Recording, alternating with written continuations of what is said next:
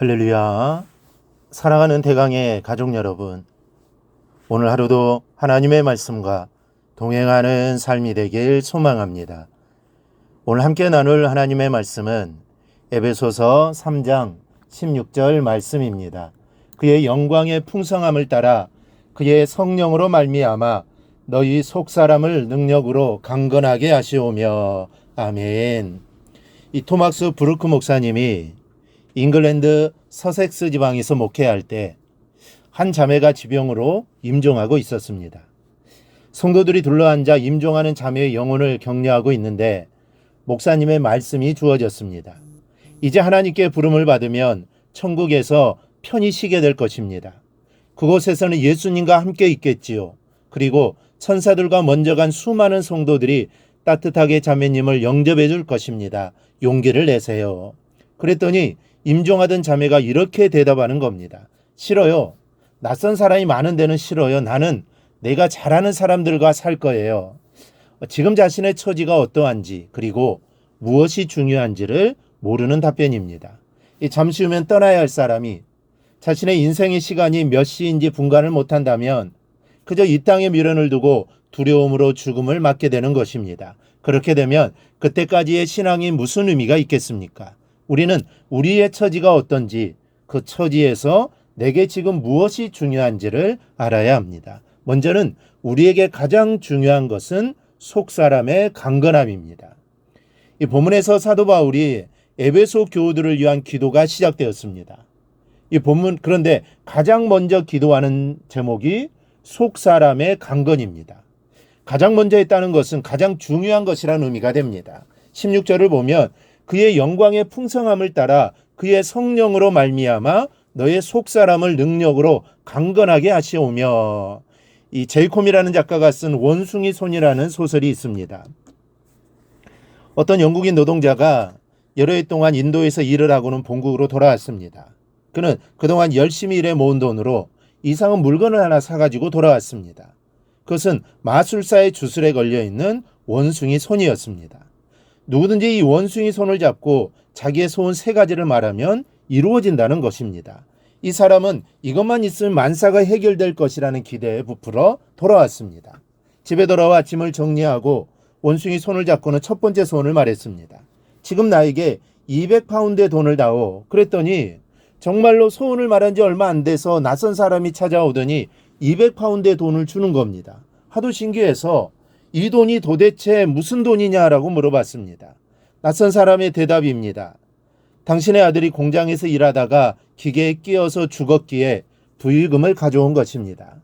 대답을 들은 그는 너무나 마음이 아파 원숭이 손을 다시 잡고 제발 내 아들을 돌려달라고 요원을 합니다.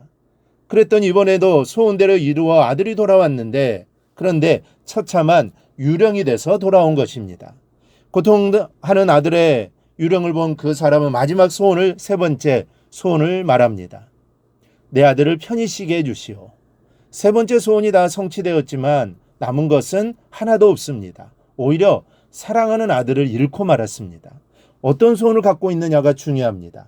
여러분에게 최우선의 기도 제목이 있다면 여러분 그것이 무엇입니까? 바울은 아주 분명하게 속사람의 강건함이라고 말합니다.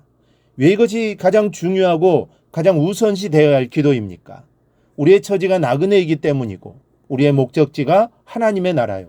하나님의 나라는 신령한 몸으로 살아가는 나라이기 때문입니다. 그러니 속사람의 강건함을 최우선으로 놓고 기도할 수 있기를 바랍니다. 또 하나는 속사람의 강건은 영광의 풍성함과 성령의 능력을 따라옵니다.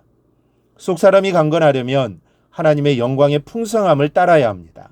여러분, 육신이 건강하려면 어떻게 해야 합니까? 가만히 앉아서 건강해야지 하면 건강해질까요? 일어나 운동을 해야 합니다. 목표를 두고 열심히 즐기며 운동하다 보면 건강은 자연히 찾아오는 것이죠. 속사람의 강건도 저절로 찾아오는 것이 아닙니다. 목표를 향한 움직임이 필요합니다. 그 목표가 하나님의 영광의 풍성함입니다. 하나님께 풍성한 영광을 돌리기 위해 믿음의 활동을 하며 열심히 땀을 흘리다 보면 속사람이 강건해지게 된다라는 말씀입니다.